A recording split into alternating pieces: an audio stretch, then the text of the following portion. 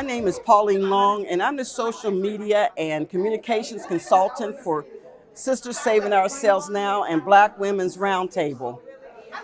And we're here at the Black Women's Economic and Health Symposium that is sponsored by Gateway Medical Society, which is now Highmark, and is sponsored by several other entities, the Heinz Foundation, UPMC, and I'm hoping I'm not missing anybody, but there's a couple more people. And we're here because over the last couple of years, there's been several research studies done by the city of Pittsburgh in conjunction with the University of Pittsburgh, saying that based on 89 cities that were a part of the study, Black women have the worst conditions here in Pittsburgh. We're the worst city for Black women to live in the entire country.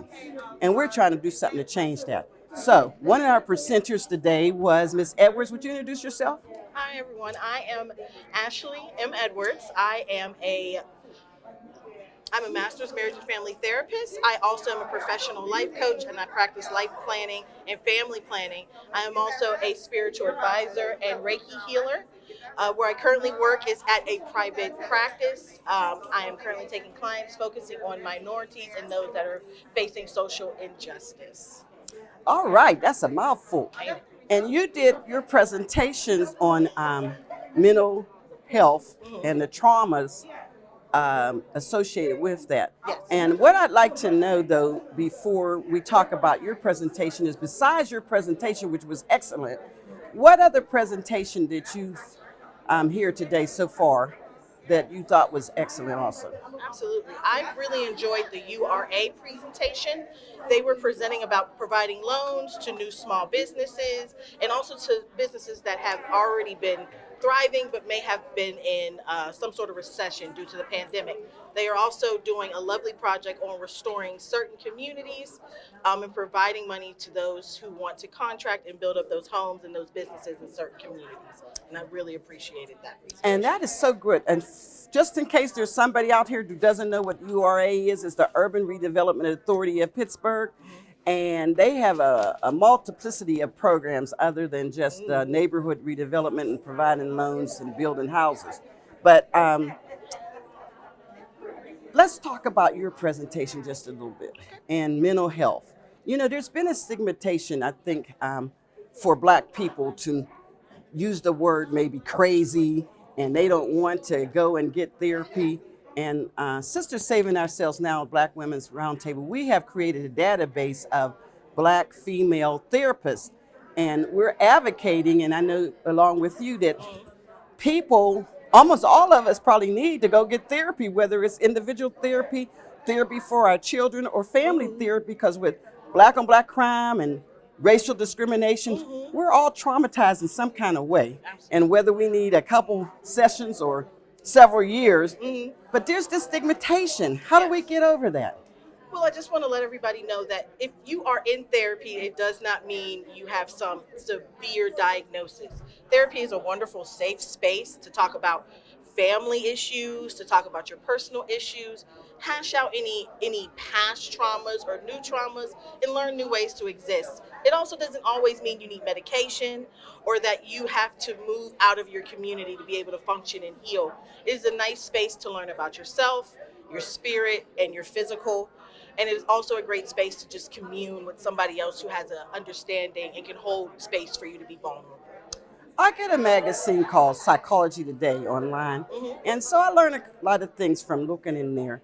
And one of the things that it talks about is the different kinds of depression, the different kinds of therapy. And one of the therapies that I think I utilize all the time is talk therapy, where it says you're not laying on the couch with a psychologist or a therapist. You're just talking to your friends, you're interacting. If you're in college, you know, sometimes as a high schooler, you can't just talk to your friends because whatever problem you have, they have not had enough experience to probably advise you what to do. But talking it out is a therapy. And so sometimes, because maybe we've moved into other communities where we're the only Black person in this community, that we can't talk with our neighbors and our friends. And so we need to go talk to our ministers, talk to our friends at church, And so would you say, that that's the correct thing to tell people Yeah, to do? absolutely. Talk therapy is now the main form of therapy. We have moved more into making it a personal, humanistic interaction so that you feel like a person in the space. I also am really enjoying the virtual aspect that therapy has moved into. It has made it really easy to attract kids, attract the teens, because it feels more like a FaceTime interaction. I'm FaceTiming with somebody who is caring for me, involved in my process, and also can provide a little bit of different perspective. But it doesn't have to be I'm coming and sitting down and you're telling me about all of my issues. It's more collaborative. And we have definitely moved into that, definitely in the last 5 years. Okay, well, what we're doing here today and what Sisters Saving Ourselves Now and Pittsburgh Mon Valley Black Women's Roundtable is a initiative of a larger national organization called the Coalition of Black Civic Participation. Yes. And so over 22 states, we have black women working on how to empower black women. So what we're doing here today is we're trying to present the information that's needed for women to help themselves. But sometimes we don't get the women out that need the help. What can we do? What would you say? What are some of the things we can do to get more people involved and out to hear this? Absolutely. So for women specifically, I think we can all acknowledge that women take on a lot of different roles. So a great way to probably reach women in our communities is to go to the places that they would already be, at the schools, at grocery stores, at church, at the places in our communities where we commune, and provide them with a different perspective or opportunity to ask questions about maybe some things they are struggling with. Something I really like to do is go to different book clubs or fitness activities.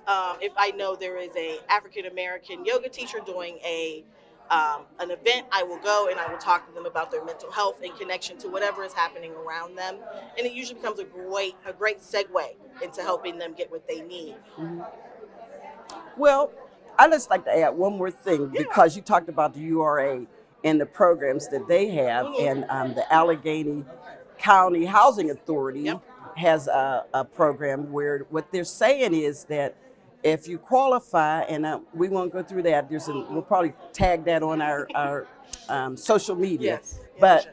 you can go out and get a $150,000 house and get 80,000 of it deferred Yes. for 10 years, 10 and years. then dissolved after the 10 years if you stay in that house and you're Yep. paying a mortgage of 70,000. And I think that's so important. It is. And the other It is. thing is that when we buy a house, we don't buy that house necessarily to stay there for the rest of our house. We buy that $150,000 house. We maybe stay there 10 years if we're young enough, because I'm 29, that's my story and I'm sticking to it.